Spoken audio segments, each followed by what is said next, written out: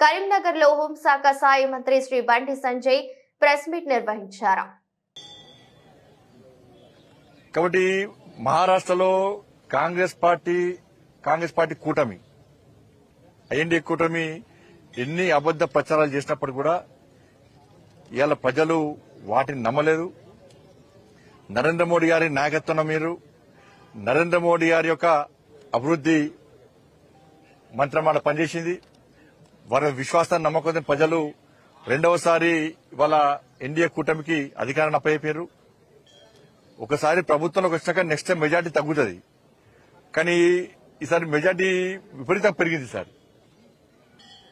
కానీ ఉద్దవ్ ఠాకరే లాంటి శివసేన పార్టీలు వాళ్ళ ఐడియాలజికల్ దానికి విరుద్దంగా, హిందుత్వానికి విరుద్దంగా, హిందూ ధర్మానికి విరుద్దంగా వివరించే పార్టీలతో కుమ్మక్కు కావడం వల్ల మొత్తం అడ్రస్ లో కూడా గల్లంతైపోయినాయి పార్టీలను కూడా.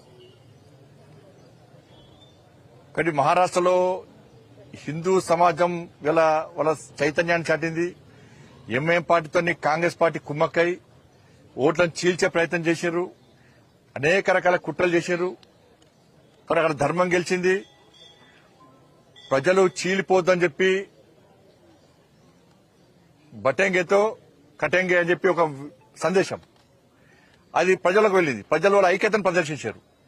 మహారాష్ట్ర ప్రజల ఐక్యతనే ఇలా ఎన్డీఏ కూటమికి విజయానికి నాంది. వాళ్ళ ఇలా సమాజం ఐక్యంగా ఉంటే ఏ విధంగా ఫలితాలు వస్తాయో ఇలా మహారాష్ట్ర ఫలితాలు స్పష్టం చేసినాయి.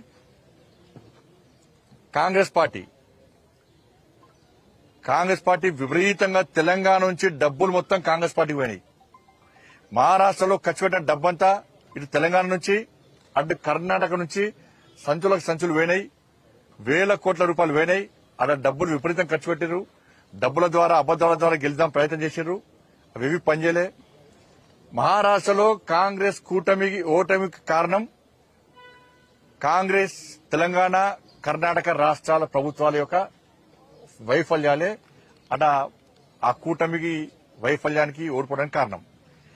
ఎందుకంటే హిమాచల్ ఎన్నికల పేరు చెప్పి కర్ణాటకలో గెలిచారు, కర్ణాటక ఎన్నికల ఫలితాలు చూపెట్టి తెలంగాణలో గెలిచారు. ఈ మూడు రాష్ట్రాల ఫలితాలను పెట్టించి ముగ్గురు ముఖ్యమంత్రులు తీసుకుపోయారు. ఇక చూడు, ఇక నన్ను చూడు, అందరూ చూడు, మొత్తం మహారాష్ట్ర మొత్తం తెలంగాణ రాష్ట్ర ముఖ్యమంత్రి రేవంత్ రెడ్డి గారు అయితే ఒక 10 సార్లు వేయండి కావచ్చు. ఆయన వేయిన సీట్లు మొత్తం ఓడిపోయినాయి. కర్ణాటక ముఖ్యమంత్రి వేయండు, తెలంగాణ ముఖ్యమంత్రి వేయండు, హిమాచల్ ముఖ్యమంత్రి వేయండు. వీళ్ళతో విపరీతంగా ప్రచారం చేశారు.